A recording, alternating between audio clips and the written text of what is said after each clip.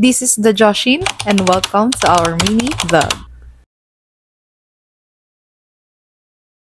Cancel ang paglalaba ngayon dahil may event si Kuya Zion sa school. Dahil ngayong araw ang Kid Scout Day Camp nila Kuya Zion. Pagkarating namin sa school, dumiretso na kaagad ako sa payment and registration. Tapos si Kuya Zion, pinapunta ko na sa mga kasama niya. Kanina pa may sigaw ng pangalan ko. Nakakaloka, si Mamita pala yon. Magkasama na naman nga kami dahil yung kambal niya Kid Scout din. Nag-usap lang kami ni Mamita saglit at itong si Bebo pumunta na sa kabilang building at pumasok sa room. Talaga tong tiyanak na to bigla-biglang nawawala sa paningin ko. At maya-maya nga nagsimula na yung event. At nagulat na lang ako kay Bebo, nandun na siya sa harapan. Talaga tong tiyanak na to hindi magpirmi.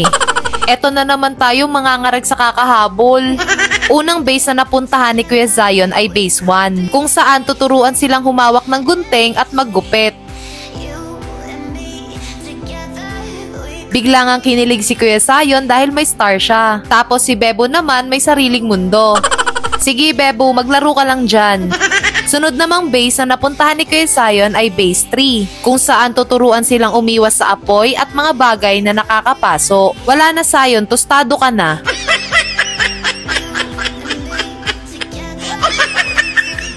Grabe nga yung tawa ng mga teachers sa kanya.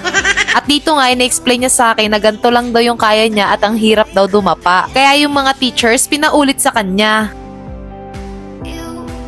Mas lalo akong natawa sa kanya dito dahil nakaiwas nga yung ulo niya, puwet niya naman yung napaso. Bebo naman, okay na nga yung naglalaro ka, baka makasira ka dyan. Naku, pag nasira mo yan, dalawa tayong mayayari sa tatay mo. Sunod namang base ang napuntahan ni Kuya Zion ay base 4, kung saan papaypayin nila yung isda paikot doon sa upuan. Uy Zion, hindi dyan, dito sa kabila. At sakit talaga ng tiyan ko dito kakatawa. Zion, saan papunta yung isda mo?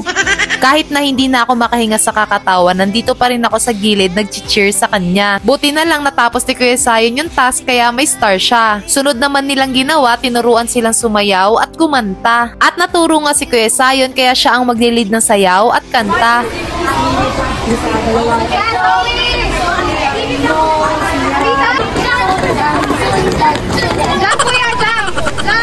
Oh my God, paglingon ko, si Bebo nangangalkal sa tahuan ni Kuya. Hinihilan niya yung kamay ni Kuya para bigyan siya ng taho. Kaya lumapit ako para sabihin kay Kuya na bigyan niya na. O diba, ginutom ka sa kakulitan mo? Break time na nila Kuya Zion kaya inabot ko na yung snacks niya. Biglang nagsumbong sa akin yung bata na si Bebo nga daw dumakot sa piatos niya. Hindi lang isa, 2 beses daw at nangalahati yung piatos niya. Kaya dito, pinagalitan ko na si Bebo at pinagsabihan ko siya na hindi po pwedeng manguha ng gamit o pagkain na hindi naman sayo. Sunod namang base na napuntahan ni Kuya Zion ay base 5, kung saan tuturuan silang ayusin at itali ng maayos yung neckerchief nila. Kuya Zion, mali! Masasakal ka niyan! At isa-isa nga silang tinuturuan ni teacher.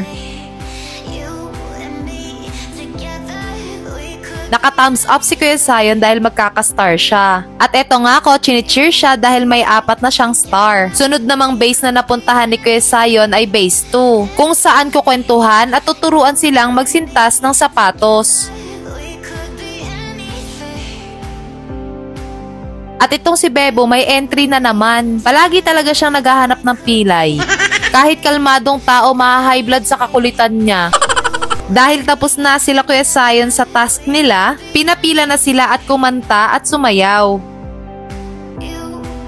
Eto na naman si Bebo, mag-uuwian pa lang sila Kuya Zion, nauna na siya sa gate. Nakita nga ng guard na hindi ako kasama kaya pinabalik. At sabi ko nga kay Kuya Zion, magpaalam na siya sa mga kaibigan niya kasi uuwi na kami. O siya, nang bubudol na naman tong mga tiyanak na to. Hanggang dito na lang, see you on our next vlog. Bye!